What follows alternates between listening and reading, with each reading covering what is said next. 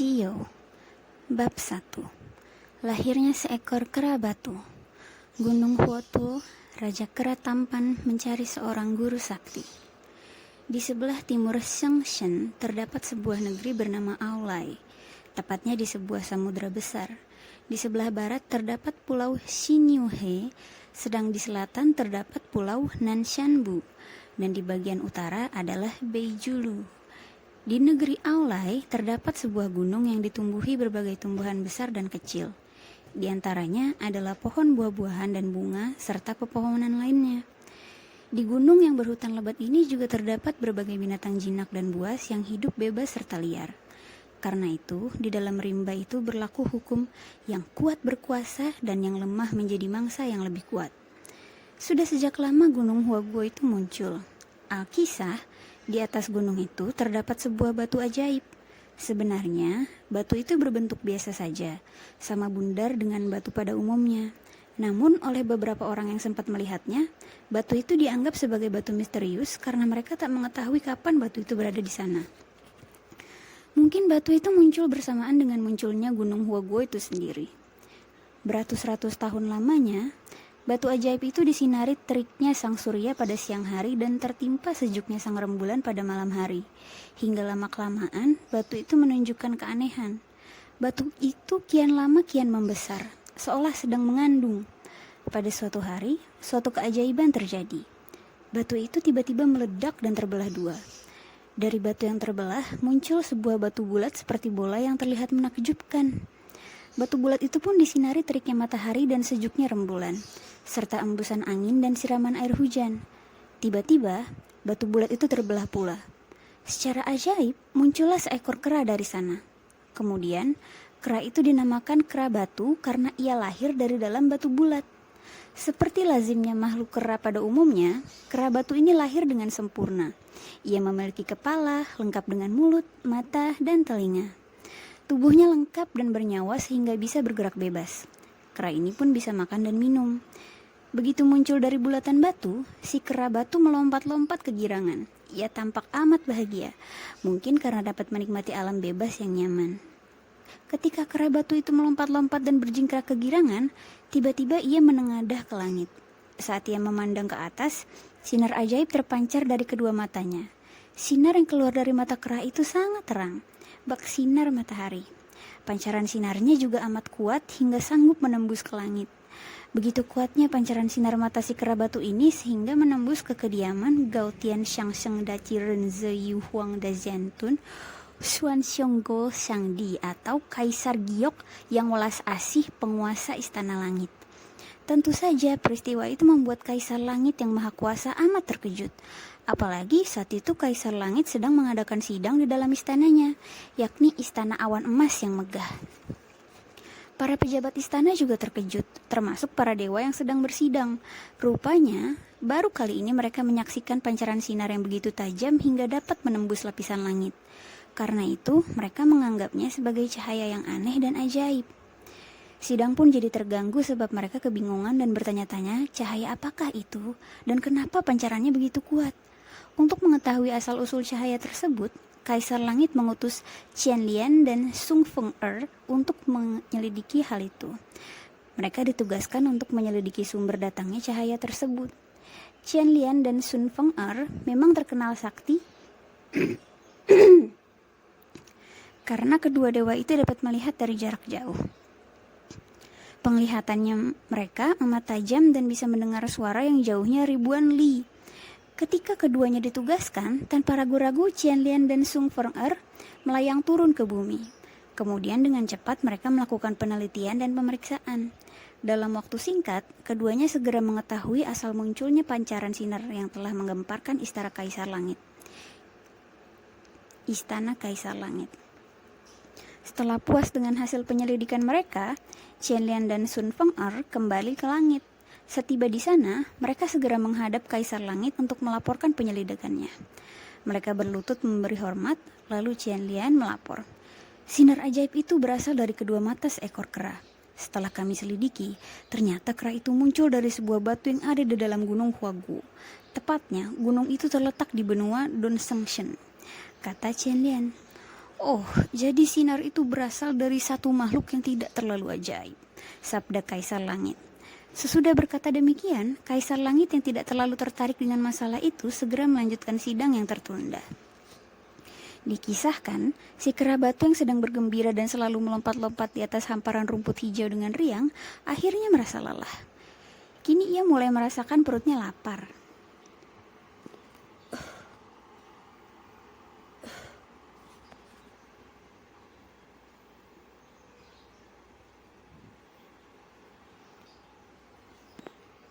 Karena itu, mulailah ia mencari pohon buah-buahan. Ia berharap agar perutnya yang lapar itu bisa diisi dengan buah-buahan yang lezat. Ternyata, di situ terdapat pohon buah yang lezat. Ia lantas memetik beberapa buah, lalu dimakannya. Setelah perutnya berisi, ia mencari air yang jernih untuk diminum sebab ia juga merasa haus. Tak jauh dari tempatnya beristirahat melepas lelah, ia melihat banyak kera sedang berlompatan dengan riang gembira. Melihat hal itu, si kera batu amat senang karena merasa akan memperoleh banyak kawan. Kera batu itu memang pandai bergaul sehingga dalam waktu singkat ia sudah bisa bergabung dengan kera-kera lain di tempat itu. Karena memiliki banyak teman bermain, si kera batu merasa bahagia. Bila malam tiba, ia tidur di dalam sebuah gua. Keesokan harinya ia sadar. Ia keluar mencari makanan bersama kawan-kawannya. Sepanjang hari kerja mereka hanya berpesta pora, bergembira, sambil menikmati buah-buahan yang diperoleh dengan mudah di sekitar tempat tinggal mereka. Tanpa terasa, sang waktu berjalan dengan cepat hingga akhirnya tiba saat musim panas. Sang surya memancarkan sinarnya yang terik seolah hendak membakar bumi. Si kera batu dan kawan-kawannya pun merasakan sangatnya teriknya matahari itu.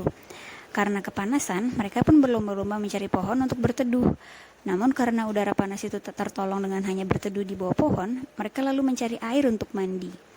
Kebetulan, tak jauh dari tempat tinggal mereka terdapat sebuah sungai yang airnya jernih. Sesudah matahari agak teduh, kera-kera itu mulai bergerak menuju sungai. Setiba di sungai itu, mereka segera berlomba menerjuni sungai.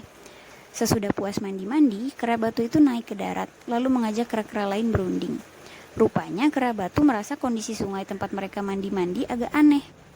Air sungai jernih dan sejuk itu telah menarik perhatian si kera batu. "Kawan-kawan, maukah kalian ikut denganku?" tanya si kera batu. "Kemana?" tanya kera-kera yang lain. "Aku ingin mengetahui sumber air yang mengaliri sungai ini. Kulihat sungai ini berasal dari arah selatan. Aku yakin sumber airnya ada di sana. Bila sumber air ini sudah ditemukan, barulah kita bermain-main lagi. Bagaimana? Adakah yang mau ikut denganku?" tanya si kera batu lagi. "Aku mau," jawab salah seekor kera. "Aku juga ikut," kata yang lain. Ajakan kera batu itu mendapat sambutan hangat dari kawan-kawannya. Mereka menyambut ajakan si kera batu dengan penuh semangat. Tak lama kemudian, dengan berbondong-bondong mereka pergi mengikuti si kera batu yang berjalan mengikuti arah sungai ke selatan. Di sepanjang jalan yang mereka lalui, mereka tak henti-henti bersorak-sorai sambil menari-nari dan berteriak-teriak dengan riuh. Dengan demikian, hutan yang semula sepi tiba-tiba menjadi gegap gempita. Mereka berlomba-lomba saling mendahului dengan penuh semangat. Rupanya mereka ingin segera sampai ke tempat tujuan. Rasa lelah di perjalanan tak mereka pedulikan lagi sebab mereka ingin segera mengetahui letak ujung sungai yang airnya jernih dan sejuk itu. Sesudah menempuh perjalanan cukup jauh, sampailah kera-kera itu di suatu tempat. Di sana mereka menemukan sebuah air terjun dengan pemandangan yang amat indah. Air terjun itu sangat jernih dan sejuk. Jernih bagaikan kaca yang berkilau. Airnya yang mengalir turun dari bukit menciptakan pemandangan yang amat indah. "Oh, alangkah indahnya air terjun ini," seru seekor kera sambil bersorak gembira. Ketika kera-kera itu berkumpul dan bergabung menjadi satu, mereka amat terpesona menyaksikan pemandangan alam yang demikian indahnya. Suasana tiba-tiba menjadi sunyi saking takjubnya mereka. Setiap kera memandang ke arah air terjun dengan kekaguman masing-masing. Walau saling pandang, mulut mereka tertutup rapat. "Oh, alangkah indahnya. Tapi siapakah yang berani terjun ke sana, ke alam yang indah itu?" kata seekor kera. "Ya, bila saja ada yang berani terjun ke dalam air terjun itu dan bisa kembali dengan selamat, dia akan menjadi raja kita," sahut yang lain lagi. "Benar, siapa yang bisa kembali dengan selamat, dia akan menjadi raja kita," sahut yang lain lagi. Mendengar ucapan yang mengandung tantangan itu, mereka hanya saling pandang. Tak seekor pun yang berani menerima tantangan untuk terjun. Karena itu, mereka hanya berdiri seperti patung. Rupanya, mereka takut dan ngeri, apalagi sungai di hadapan mereka masih asing bagi mereka. Meski tantangan itu telah diucapkan berulang-ulang, tetapi tak ada satu tanggapan pun. Akhirnya, terdengar suara riuh rendah kera-kera itu. Mungkin karena mereka saling mengeluarkan pendapat masing-masing. Karena tak seekor pun kera yang berani terjun, tiba-tiba si kera batu mengangkat tangannya. "Kalau begitu, biar aku yang terjun ke air terjun ini," seru si kera batu. "Hore, hore!" Kera yang lain segera memberi semangat. Setelah suara-suara itu mereda, kera batu berjalan menuju tepi kolam. Melihat situasi itu, kera-kera yang lain mengawasi ke arah kera batu dengan perasaan heran dan cemas. Meskipun demikian, dalam hati mereka mengagumi keberanian teman barunya ini. Dengan sikap mantap dan gagah, si kera batu segera berjalan menuju ke tepi air terjun. Sesudah memandang ke arah kawan-kawannya, kera batu mulai bersiap-siap untuk terjun. Kemudian, melompatlah ia ke air terjun itu, lalu berenang dan menyelami kolam di bawah air terjun itu. Menyaksikan kera batu itu lenyap dari permukaan kolam air terjun itu, semua kera menahan napas. Rupanya, mereka cemas dan khawatir akan nasib si kera batu. Namun, tak seekor pun dari mereka yang berani ikut terjun untuk menolong atau berbuat sesuatu. Sementara itu, si kera batu yang ada di dalam air malah bisa berenang dengan mudah dan ringan. Tanpa terasa, ia sudah berada di bawah sebuah jembatan besi. Di bawah jembatan itu mengalir air yang deras. Menyaksikan hal itu, si kera batu tampak heran dan penasaran. Ia lantas naik ke jembatan, kemudian berjalan dari ujung jembatan yang satu ke ujung jembatan yang lain, sehingga ketika si kera batu itu tiba di ujung yang lain, di sana ia melihat tempat itu begitu bagus seperti tempat tinggal manusia. Si kera batu memandang sekeliling tempat itu. Dari jauh, ia dapat melihat satu papan yang bertuliskan Huoguo Shanfu di Shuilian Dongtian. Gunung Huoguo, tanah yang subur makmur, gua tirai air yang tembus ke langit. Kemudian, si kera batu segera memeriksa dan meneliti tempat itu sepuas-puasnya. Ia tampak amat puas dan senang. Setelah itu, ia cepat-cepat kembali ke seberang jembatan, lalu terjun kembali ke dalam air. Dengan mengerahkan seluruh tenaganya, ia berenang dan muncul kembali di permukaan air terjun itu. Ternyata di tepi muara air terjun itu, kawan-kawannya masih menantikannya dengan hati cemas. Ketika mereka melihat si kera batu muncul kembali ke permukaan air, semua kera yang ada di darat bersorak gembira. Namun, mereka juga merasa heran karena menyaksikan si kera batu muncul dalam keadaan selamat tak kurang satu apapun. Tadinya kawan-kawannya sudah mulai cemas sebab si kera batu tak muncul-muncul. Mereka juga sudah berprasangka buruk dan amat mengkhawatirkan keselamatan si kera batu. Si kera batu lantas segera naik ke darat dengan cekatan. Di hadapan teman-temannya, si kera batu tertawa-tawa. "Bagaimana hasil penyelidikanmu?" tanya seekor kera tua. "Di bawah air aku menemukan tempat yang luas dan indah," jawab si kera batu. Mendengar keterangan si kera batu, semua kawannya menjadi kaget. Mereka segera mengurumuni si kera batu untuk menanyakan penemuannya. "Tempat apa itu dan bagaimana situasinya?" tanya kera yang lain. "Ya, apakah air itu dalam?" tanya yang lain. "Sabarlah, nanti akan kuceritakan semuanya pada kalian. Sekarang biarlah aku beristirahat dahulu," kata si kera batu. Setelah merasa cukup beristirahat, si kera batu lalu mengumpulkan teman-temannya. Kemudian ia mulai bercerita. "Ketika aku terjun dan menyelam ke dalam air, aku segera berenang ke dasarnya. Ternyata di sana aku temukan sebuah jembatan besi. Dengan heran, aku naik ke jembatan dan berjalan ke seberang sana. Di seberang jembatan itu aku menemukan sebuah dataran yang indah. Di situ juga terdapat sebuah rumah yang lengkap dengan alat-alatnya," kata si kera batu. "Sungguh ajaib. Tapi mungkinkah ada rumah di dasar air?" kata seekor kera tua. "Ya, benarkah begitu?" tanya yang lainnya. "Sungguh, aku menemukan rumah di sana. Untuk apa aku berbohong pada kalian?" kata si kera batu. Kemudian ia menceritakan semua yang ia saksikan di dasar air itu. "Di sana pun tumbuh pohon-pohon yang subur. Kurasa rumah itu cocok untuk tempat tinggal kita. Selain bersih dan indah, tempat itu luas hingga bisa dihuni oleh ribuan kera. Dengan demikian, kita bisa berlindung dari bahaya yang akan mengancam kita. Selain itu, kita pun bisa berlindung dari terik matahari dan hujan," ujar si kera batu. "Wah, kalau begitu sungguh hebat. Bagaimana kalau kita periksa tempat itu?" usul kera yang lain. Mendengar usul itu, semua kera bergembira hingga terdengar suara hiruk-pikuk. Mereka berdesakan berebut ingin ikut memeriksa tempat yang indah itu. "Bersediakah kau mengajak kami ke sana?" tanya seekor kera tua. "Baiklah, mari," ajak si kera batu. Si kera batu lantas mengajak kawan-kawannya untuk pergi ke tepi telaga dekat air terjun. Di sana, ternyata para kera itu merasa agak ngeri sehingga tak berani terjun. Karena itu, si kera batu mengajari kawan-kawannya agar bisa terjun ke air itu dan berenang.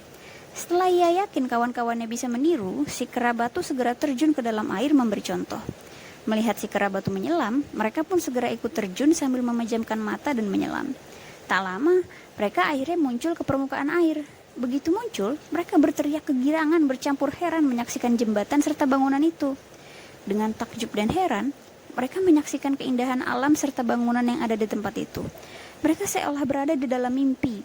Setelah puas, kera-kera itu lantas beramai-ramai naik ke darat dan berebutan mendekati bangunan indah di sana. Mereka pun bersama-sama memasuki gua. "Oh, langkah ajaib dan indahnya," seru mereka kagum. Ternyata, di sana mereka melihat pemandangan yang begitu indah bak dunia baru di negeri hayal. Tempat itu berupa daratan permai yang ditumbuhi berbagai tanaman subur dan hijau daunnya. Karena dasarnya bangsa kera, mereka berjingkrak-jingkrak, bersorak dan menjerit-jerit dengan suara lantang ketika menyaksikan keindahan itu. Setelah lama mereka berjingkrak-jingkrak dan berteriak-teriak, akhirnya mereka lelah sendiri.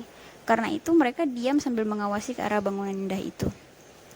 Kera batu juga duduk di antara kawan-kawannya. Setelah lelahnya hilang, akhirnya si kera batu berkata, "Sekarang kalian telah melihat buktinya. Akulah yang berhasil terjun ke dasar air dan menyelam. Aku pun menemukan sebuah tempat yang indah dan berhasil kembali ke daratan dengan selamat. Kalian juga telah kuajak ke tempat ini dengan selamat. Sekarang, kumohon kalian menepati janji kalian. Apakah kalian bersedia kalau aku diangkat menjadi raja kalian?" "Tentu saja," teriak kera-kera itu serentak. "Raja kami setuju kau menjadi raja kami," teriak yang lain. "Sebenarnya aku tidak menuntut menjadi raja kalian andai kata kalian tidak menjanjikan hal itu. Sekarang setelah aku berhasil menerjuni telaga air terjun ini dan bisa kembali dengan selamat, kalian setuju kalau aku jadi pemimpin kalian?" tanya kera batu lagi. "Setuju," teriak kera-kera itu. Kemudian kera-kera itu berunding secara berkelompok. Di antaranya memang ada yang saling pandang dan menyerahkan keputusan pada kera-kera yang usianya lebih tua. "Bagaimana pendapatmu?" kata seekor kera pada temannya. "Dia memang pantas menjadi pemimpin kita. Selain pandai, dia juga cekatan dan cerdas. Apalagi sekarang dia telah mengajak kita ke tempat yang indah ini. Aku sih sangat setuju kalau dia menjadi raja kita," jawab kera tua. "Benar, aku pun setuju," jawab kawannya.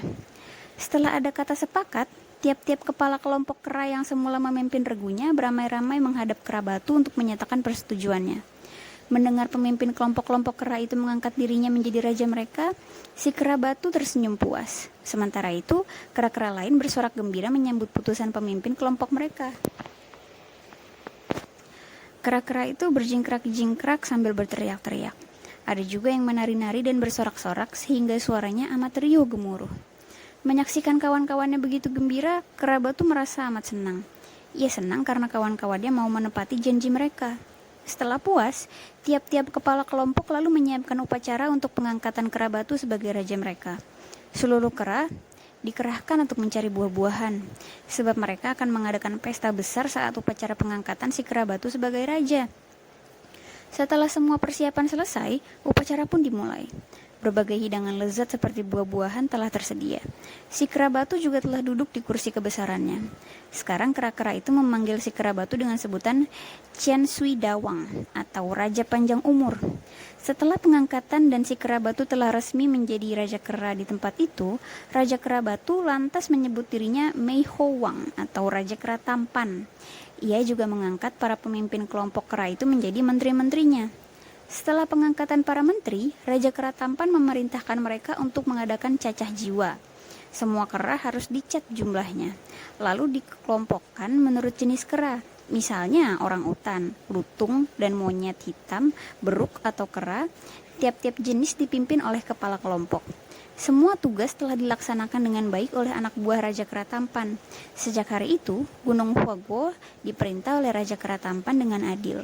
Para kera itu hidup sejahtera dan tentram di bawah pimpinan Raja Kera Tampan yang bijaksana. Tanpa terasa, Raja Kera Tampan telah memerintah Gunung Huaguo selama 15 tahun. Selama itu, mereka berdiam di gua tirai air. Mereka hidup tentram dan makmur tanpa kurang suatu apapun. Pada suatu hari, Raja Kera Tampan mengundang para menteri dan rakyatnya untuk bersidang. Setelah anak buahnya berkumpul, Raja Kera Tampan mulai berbicara di hadapan rakyatnya. Sebentar lagi hari raya akan tiba. Pada hari itu kita akan mengadakan pesta besar. Karena itu, kuharap kalian bersiap-siap menyambut pesta hari raya itu.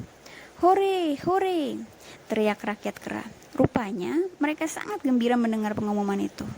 Seperti biasa, ketua kelompok harus mencari makanan untuk pesta itu, ujar Raja Kera Tampan lagi. Baik, tuanku, jawab mereka. Tanpa diperintah 2 kali, anak buah Raja Kera Tampan sudah mencari makanan untuk persiapan pesta yang akan mereka selenggarakan. Saat pesta akan dimulai, semua makanan telah tersedia cukup. Kera-kera daripada pembesar hingga rakyat jelata sudah berbondong-bondong datang ke istana. Ada yang datang secara berkelompok, ada juga yang datang seorang diri. Mereka datang hendak mengucapkan selamat pada Raja Kera Tampan. Raja Kera Tampan sangat menyayangi rakyatnya. Begitu pula sebaliknya. Rakyatnya amat menyayanginya. Namun, betapa kaget mereka saat melihat rajanya datang dengan wajah muram. Kedua matanya bahkan meneteskan air mata setetes demi setetes. Melihat kejadian itu, tentu saja hati rakyat kera cemas dan khawatir. Mengapa saat pesta akan berlangsung Raja Kera Tampan malah berduka? Salah seekor kera yang usianya agak lanjut lalu menghadap dan memberi hormat. Raja, ada apa sebenarnya? Kami lihat Raja amat berduka sampai mencucurkan air mata. Apa yang membuat Raja bersedih? Padahal saat ini kita akan berpesta dan bersenang-senang. Tapi kenapa Raja justru berduka? Tanya kera tua itu. Namun Raja Kera Tampan diam saja. Dia tidak menjawab pertanyaan itu. Setelah lama diam, akhirnya sang Raja menjawab juga. Hari ini seharusnya aku tidak boleh berduka seperti ini. Tapi apa daya aku tidak dapat menahan keharuan hatiku. Mungkin kalian ingin tahu apa yang menyebabkan aku berduka, bukan? Benar. Kenapa Raja begitu berduka? Tanya anak buahnya. Raja Kera Tampan berpikir sejenak kemudian berkata, hatiku amat sedih bila melihat kondisi rakyatku. Setiap minggu dan bulan ada saja rakyatku yang mati karena aku tak berdaya menolong mereka. Hari ini kita bisa saja bergembira bersama, tertawa dengan riang dan menari sesuka hati kita. Tapi tidakkah kalian ingat bahwa sepanjang tahun ada saja yang harus berpisah dengan kita? Entah itu kekasih, teman, istri, atau anak yang harus pergi meninggalkan kita karena mati. Oh, jadi itukah yang membuat Raja berduka? Benar, kita pun suatu hari tentu harus mati juga, jawab Raja Kera Tampan. Ah, kenapa Raja berduka karena itu? Bukankah kematian sudah menjadi kodrat kita, makhluk yang hidup di muka bumi ini, kata anak buahnya. Kau benar. Tapi sebagai rajamu, aku tetap memikirkan nasib kalian. Aku ingin agar kalian dan aku terhindar dari ketuaan dan maut. Itulah yang membuatku menangis sedih, kata Raja Kera Tampan. Raja, saya rasa Anda keliru. Sebab bukankah mati dan hidup sudah menjadi kodrat kita? Jadi, lebih baik Raja bergembira saja. Raja tidak termasuk makhluk yang tidak pernah puas, bukan? Apalagi di sini pun makanan dan minuman serba kecukupan. Bahkan bila Raja ingin berpesta tiap hari pun bisa. Bukankah hidup kita bebas tanpa ada yang bisa memerintah kita? Jadi sebaiknya saat pesta seperti ini janganlah Raja berduka. Lagi pula untuk apa memikirkan masa depan kita? Apa yang harus dikhawatirkan? Kata salah seekor kera tua. Pendapatmu benar. Saat ini makanan kita memang berlimpah ruah. Tempat tinggal kita pun aman dari segala gangguan. Hidup kita juga merdeka dan bebas. Tapi tanpa kalian sadari, umur kalian semakin hari semakin bertambah sehingga tubuh kalian makin hari semakin melemah. Lalu, apakah akibat dari semua itu? Pada suatu hari tentu kita akan mati. Kita tidak bisa hidup abadi sebab masih ada penguasa yang menguasai jiwa kita, yaitu Yan Wang atau Raja Akhirat pencabut nyawa. Suatu waktu dia akan mencabut nyawa kita. Mendengar keterangan Raja Kera Tampan, semua kera menundukkan kepala. Kini mereka baru sadar bahwa hidup mereka memang terbatas. Jadi, bila Yan Wang datang mencabut nyawa mereka, maka putuslah nyawa mereka di muka bumi. Kematian memang akhir dari segala kesenangan dan hidup di muka bumi ini. Setelah merenungkan kata-kata Raja Kera Tampan, kera-kera yang tadi berjingkrak dan berpesta pora sekarang menangis. Menangisi nasib mereka yang tidak bisa menghindari takdir kematian mereka. Apalagi, suatu hari mereka harus meninggalkan istri, kekasih, anak, dan hidup mewah serta kebahagiaan. Sekarang pesta yang semula ramai dan hiruk-pikuk tiba-tiba berubah menjadi ajang kesedihan. Di saat suasana duka sedang berlangsung, tiba-tiba seekor kera tua bangkit. Kera ini memang telah memiliki banyak pengalaman. Ia segera menghadap Raja Kera Tampan dan memberi hormat dengan takzim. Melihat hal itu, tentu saja Raja Kera Tampan heran. Apa yang hendak kau sampaikan padaku? Jika kau memiliki satu gagasan, coba katakan segera, kata Raja Kera Tampan. Setelah mendengar wejangan dari Raja, kami merasa senang dan bahagia sebab Raja masih mau memikirkan nasib kami. Selain itu, Raja juga bersifat terbuka dan bijaksana. Itu sangat menarik hati rakyat. Karena itu, saya menghadap Raja untuk menyampaikan sedikit pengetahuan saya, kata si kera tua. Oh, syukurlah. Kalau begitu, coba katakan apa yang ingin kau sampaikan, kata Raja Kera Tampan. Begini, Raja, meskipun usia saya telah lanjut, tetapi saya punya sedikit pengalaman mengenai kehidupan di muka bumi ini, kata si kera tua. Oh, bagus kalau begitu. Coba kau terangkan, kata Raja Kera Tampan. Begini, saya rasa hanya ada 3 golongan makhluk hidup yang tidak masuk kekuasaan Yan Wang, kata si kera tua. Namun sebelum kata-katanya habis, Raja Kera Tampan langsung memotong pembicaraannya karena merasa kaget. Benarkah itu? Kalau kau memang tahu soal itu, coba katakan siapa saja yang tak terkena kekuasaan Yan Wang, ujar Raja Kera Tampan kaget bercampur girang. Benar, Raja. Baiklah, lekas kau ceritakan padaku. Makhluk pertama adalah para Buddha, yang kedua dewa, dan yang ketiga adalah orang suci. Jadi, merekalah yang bebas dari reinkarnasi dan tidak bisa mati. Usia mereka pun panjang seumur dunia, gunung dan sungai-sungai, kata si kera tua. Luar biasa. Sekarang di mana mereka? Tepatnya tempat tinggal ketiga golongan itu, kata Raja Kera Tampan yang tampak penasaran sekali. Mereka mendiami dunia yang terapung alias di dalam gua-gua tua di atas gunung suci, jawab si kera tua. Mendengar keterangan kera tua itu, Raja Kera Tampan merenung. Syukurlah kalau begitu, ujar Raja Kera Tampan lega. Tapi karena ada makhluk demikian, suatu hari aku terpaksa meninggalkan kalian di sini. Oh, jangan. Raja mau kemana?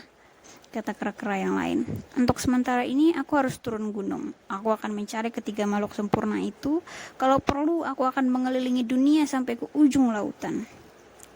Bila sudah bertemu, aku akan mempelajari ilmu panjang umur dari mereka. Setelah ilmu itu kuperoleh, tentu saja kita akan panjang umur untuk selama-lamanya. Barangkali usia kita akan sepanjang umur dunia, gunung dan sungai. Bahkan mungkin kita akan menjadi nabi. Mendengar niat mulia Raja Kera Tampan yang ingin menyelamatkan dirinya berikut rakyatnya, tentu saja seluruh rakyat mendukung dengan penuh semangat. Semua kera bersorak gembira hingga suasana kesedihan yang tadi melanda tempat itu tiba-tiba menjadi riang gembira. Oh, alangkah bahagianya kami, teriak kera-kera itu. Kalau begitu, kita harus mengadakan pesta perpisahan untuk keberangkatan raja.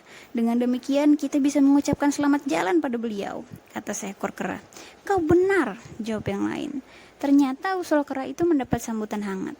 Pesta pun berlangsung semakin meriah dan Raja Kera Tampan tidak berduka lagi. Esok harinya saat subuh, para kera sudah dikerahkan mencari makanan, yakni buah-buahan yang lezat rasanya. Selain itu, mereka juga mencari bunga-bunga yang berbau harum sebagai perlengkapan pesta perpisahan yang akan segera dilaksanakan. Setelah segala persiapan selesai, pesta perpisahan dimulai. Malam itu, Raja Kera Tampan duduk dengan riang di tengah-tengah rakyatnya. Di tengah sukaria, Raja Kera Tampan berpamitan pada rakyatnya. Besok aku sudah harus berangkat mengembara untuk mencari ilmu panjang umur. Jadi kuharap kalian mau menyiapkan sebuah perahu bagiku. Esok harinya, pagi-pagi sekali Raja Kera Tampan sudah bangun. Dengan diantar menteri dan rakyatnya, ia pun berangkat menuju tepi sungai.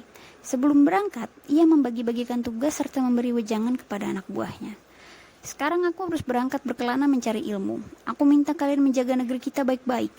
Aku tidak akan kembali sebelum berhasil memiliki ilmu panjang umur, kata Raja Kera Tampan. Kemudian, ia naik ke rakit yang sudah dilengkapi bekal makanan dan air minum. Tak lama, rakit itu mengikuti aliran sungai hingga akhirnya memasuki samudera.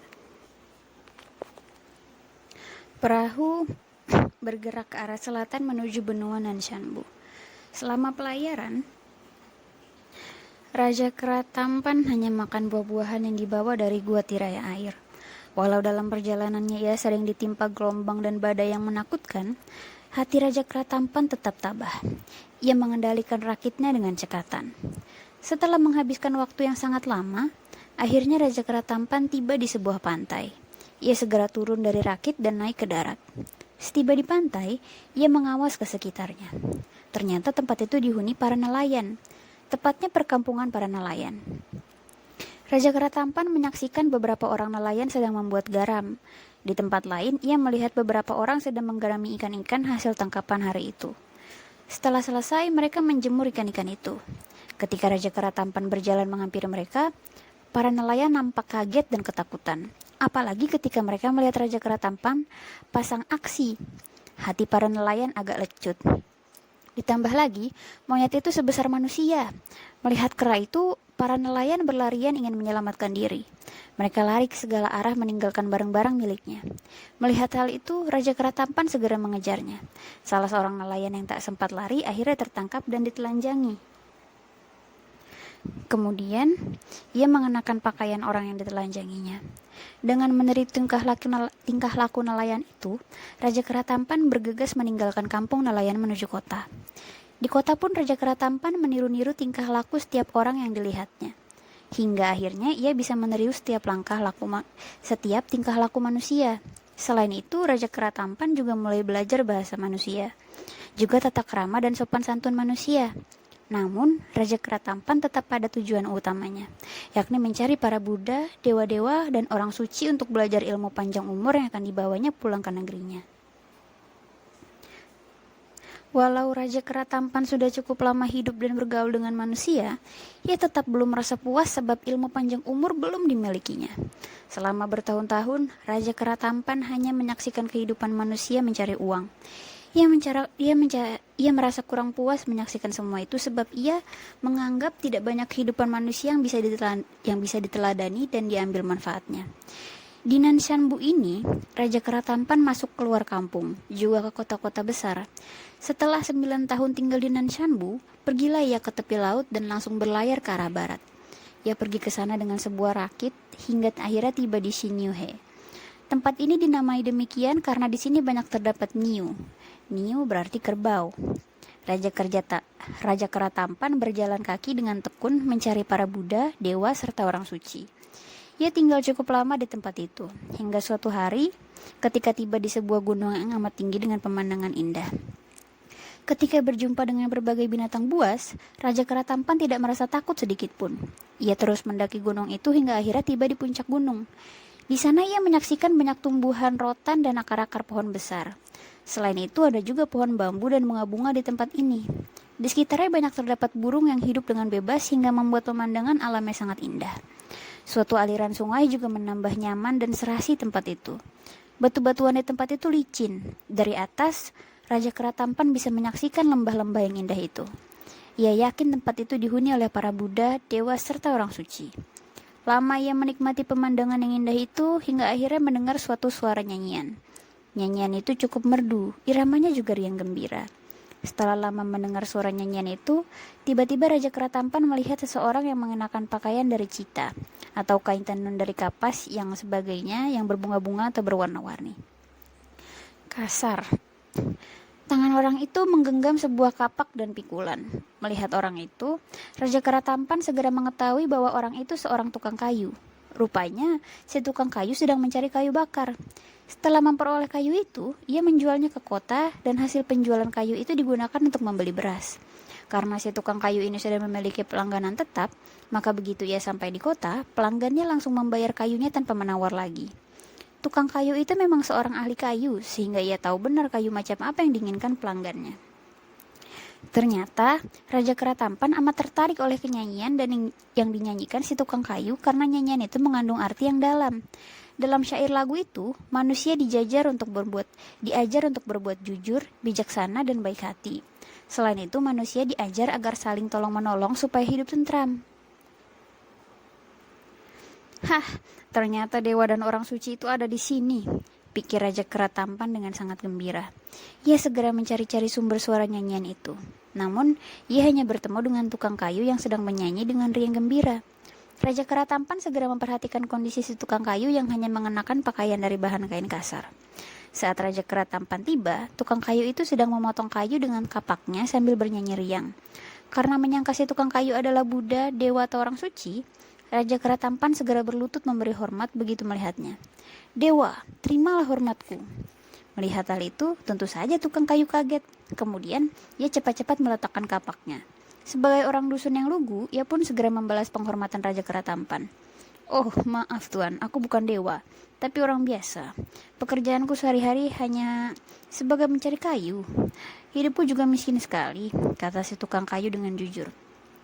Mendengar ucapan si tukang kayu, Raja Kera tampan tampak keheranan. Sambil menggeleng-gelengkan kepala, ia pun berkata, "Aku heran, jika kau bukan seorang dewa, kenapa kau bisa menyanyikan lagu dewa-dewa?" "Sebenarnya apa maksud tuan? Aku tidak mengerti," kata si tukang kayu. "Tadi kau memotong kayu sambil menyanyikan sebuah lagu yang tidak hanya merdu, tapi juga mengandung arti yang dalam. Menurut pengetahuanku, itu nyanyian para dewa," kata Raja Kera tampan. "Oh, itu maksud tuan," kata si tukang kayu yang mulai mengerti maksud Raja Kera tampan. "Nyanyian yang kunyanyikan tadi memang kupelajari dari seorang dewa. Nyanyian itu berjudul Manting Fang, atau berarti sebuah paseban harum." "Oh, bagus betul. Di mana dewa itu sekarang?" tanya Raja Kera tampan. "Beliau tinggal tak jauh dari sini. Mungkin karena aku miskin, beliau kasihan padaku. Jadi beliau mengajariku sebuah nyanyian agar bisa kunyanyikan kalau aku berduka. Pertama-tama, nyanyian itu bisa menyenangkan hatiku. Dan kedua, agar aku tidak terlalu merasa lelah sewaktu bekerja." "Oh, rupanya paman bertetangga dengan seorang dewa. Tapi kenapa paman tidak mau belajar ilmu panjang umur agar bisa hidup kekal?" tanya Raja Kera tampan. "Oh, hidupku sangat malang. Memang saat berusia 9 tahun aku berniat mempelajari ilmu itu. Tetapi karena saat itu ayahku meninggal hingga ibuku menjadi janda dan aku yatim piatu, aku terpaksa membatalkan niat tersebut. Apalagi sekarang aku juga harus merawat ibuku yang berusia lanjut. Aku tak berani meninggalkannya seorang diri. Aku miskin, tak punya sawah ataupun ladang. Untuk makan sehari-hari saja kami sangat kekurangan. Untuk membeli beras, aku terpaksa menjadi tukang kayu agar hasilnya dapat kujual ke kota. Dengan kesibukan itu aku tak punya waktu untuk belajar," kata si tukang waktu memberi penjelasan. "Oh, paman sungguh orang tua budiman yang sangat berbakti. Aku yakin di kemudian hari hidupmu akan bahagia. Tapi karena aku sangat ingin belajar ilmu itu, dapatkah paman menunjukkan di mana tempat tinggal dewa itu?" "Oh, boleh saja. Tempat tinggal dewa itu tidak jauh dari sini," jawab si tukang kayu. "Nah, sekarang coba kau perhatikan ke sana. Gunung itu bernama Ling Tai Fang Chun. Sang dewa tinggal di gua Xie San Xing," kata si tukang kayu. "Terima kasih paman. Tapi siapa nama dewa itu?" tanya Raja Kera tampan. "Beliau bernama Puti Zushi. Murid-murid beliau juga sangat banyak. Bahkan ku dengar sudah banyak yang turun gunung. Sekarang yang masih belajar pada beliau kira-kira tinggal 40 orang lagi," kata si tukang kayu. "Oh, terima kasih banyak paman. Tapi jika aku hendak pergi ke sana, aku harus melalui jalan mana paman?" "Kau bisa mengikuti jalan kecil ini. Bila kau telah berjalan 8 li ke arah selatan, kau akan sampai di depan guanya." Raja Kera tampan mengangguk-anggukkan kepalanya tanda mengerti. Sesudah mengucapkan terima kasih, ia hendak pergi. Namun tiba-tiba Raja Kera tampan menarik tangan si tukang kayu. "Paman, mari ikut denganku. Bila aku berhasil nanti, aku tentu tidak akan melupakan budimu," kata Raja Kera tampan. "Oh, maaf. Aku tidak bisa ikut denganmu. Tadi aku memang telah memberitahumu tentang tempat tinggal dewa, tapi jika aku ikut denganmu, tentu pekerjaanku akan terlantar dan siapa pula yang akan mengurus ibuku. Lebih baik kau pergi saja sendiri, aku akan meneruskan pekerjaanku." Raja Kera tampan tidak mau memaksa si tukang kayu. Ia lalu mengaturkan terima kasihnya. Setelah itu, ia segera berjalan seorang diri mengikuti jalan kecil, sesuai petunjuk si tukang kayu. Setelah menempuh perjalanan kurang lebih 8 li, tibalah Raja Kera tampan di suatu tempat yang indah memandangannya. Di tempat ini tumbuh pepohonan yang indah, serta bebungaan yang langka. Demikian pula dengan burung-burung yang hidup di alam bebas. Suaranya sangat merdu dan bulunya indah sekali. Meskipun tempat itu sunyi, tetapi tetap agung. Namun setiba Raja Kera tampan di mulut gua, dilihatnya pintu gua itu tertutup rapat. Untuk melepas iseng, Raja Kera tampan lalu berjalan-jalan. Tak berapa lama, ia tiba di depan sebuah batu besar yang tinggi. Di batu itu terukir tulisan sebanyak 10 huruf besar-besar. Bunyi tulisan itu, Ling Tai Fang Chun Xie San Xing. Maksud tulisannya itu untuk menjelaskan nama gunung dan gua tersebut. Tinggi batu itu sekitar 3 tombak, sedang lebarnya 8 kaki. Ternyata tukang kayu itu orang jujur. Dia tak berbohong padaku. Gua ini memang bernama demikian, kata Raja Kera Tampan. Ketika perutnya terasa lapar, Raja Kera Tampan naik ke sebuah pohon ingin mencari buah yang masak untuk mengisi perut. Setelah berada sekian lama di atas pohon, tiba-tiba terdengar pintu gua dibuka. Tak lama, Shantong atau pelayan dewa muncul di pintu gua. Pelayan itu tampan, rambutnya dikepang 2. "Hai, siapa kau?" tanya Shantong. Raja Kera Tampan segera melompat turun, lalu memberi hormat kepada Shantong. "Maaf, kedatanganku ke sini ingin mencari ilmu dan bukan bermaksud jahat atau mengganggu kesucian tempat ini." Mendengar kata-kata Raja Kera Tampan, Shantong tertawa. "Oh, jadi kedatanganmu ingin belajar," katanya. "Benar," kata Raja Kera Tampan. "Guruku baru selesai bersemedi, dan sebentar lagi ia akan mengajar. Tadi sebelum beliau mulai bersemedi, ia menyuruh kami keluar untuk menyambut tamu. Katanya tamu itu akan belajar di sini." Ternyata kau yang guru maksudkan," kata Shantong itu. "Benar, akulah orangnya," kata Raja Kera Tampan. "Mari ikut aku," kata Shantong. Raja Kera Tampan segera mengambil bungkusannya lalu ikut masuk ke gua. Begitu Raja Kera Tampan masuk, ia merasa kagum. Gua itu bertingkat dan sangat indah. Suasananya pun sangat tenang dan nyaman. Di atas panggung, terlihat seseorang yang tampak alim sedang duduk. Wajahnya juga tenang sekali. Ternyata orang itulah Putih Zushi. Di kiri kanannya duduk tidak kurang dari 40 orang muridnya. Melihat orang itu, Raja Kera Tampan segera berlutut lalu mengangguk-anggukan kepala beberapa kali. "Guru, terimalah sembah sujud muridmu. Kedatangan murid kemari untuk meminta petunjuk dari guru," kata Raja Kera Tampan. "Dari mana asalmu?" tanya Putih Zushi.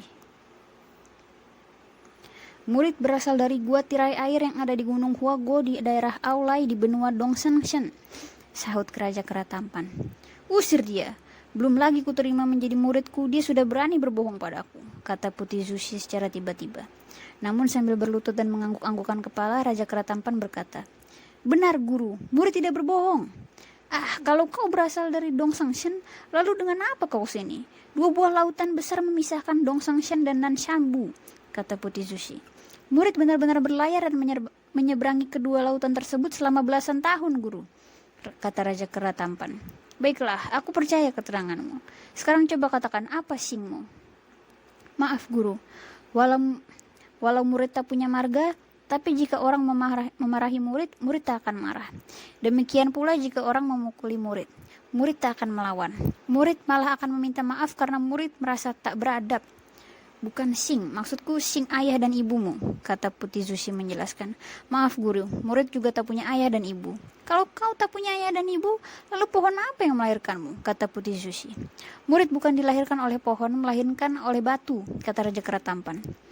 "Kalau begitu, coba kau ceritakan asal-usulmu itu," kata Putih Zushi. "Mula-mula, di atas Gunung Huago terdapat sebuah batu bulat. Suatu hari, batu itu terbelah hingga lahirlah murid." Mendengar cerita Raja Kera Tampan, Putih Zushi tersenyum girang.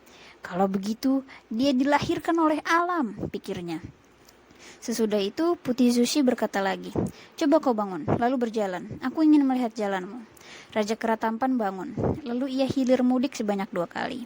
Melihat langkah-langkah Raja Kera Tampan yang kurang tegak, Putih Zushi berkata sambil tertawa, "Tubuhmu buruk sekali, kau ini mirip monyet pemakan buah cemara.